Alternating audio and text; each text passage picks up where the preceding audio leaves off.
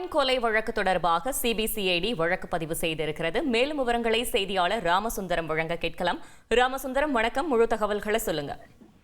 நெல்லை கேடிஸ் நகர் பகுதியில் வெட்டி படுகொலை செய்யப்பட்ட ஐடி ஊழியர் கவின் கொலை வழக்கு தொடர்பாக தற்போது சிபிசிஐடி போலீசார் வழக்கு பதிவு செய்து இந்த விசாரணையை அதிகாரப்பூர்வமாக தொடங்கியிருக்கிறார்கள். ஏற்கனவே நெல்லை மாநகர காவல்துறை சார்பில் இந்த வழக்கு விசாரணை செய்யப்பட்ட நிலையில பல்வேறு நபர்களிடம் விசாரணை நடத்தப்பட்டு ஆவணங்களாக அது அனைத்தும் மாற்றப்பட்டிருந்தது.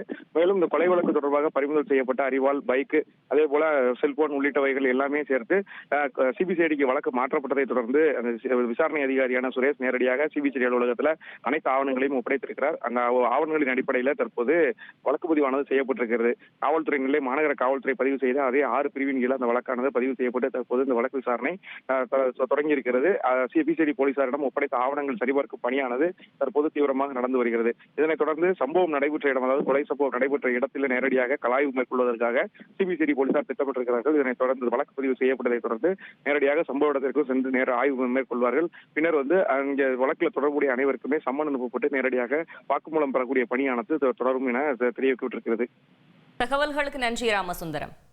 ட்ரெண்ட ஃப்ரெண்ட் ஆக்கிக்கோங்க. தந்தி டிவியின் சப்ஸ்கிரைபர்ஸ் அண்ட் ஃபாலோவர்ஸ் குடும்பத்துல நீங்களும் இணையுங்க.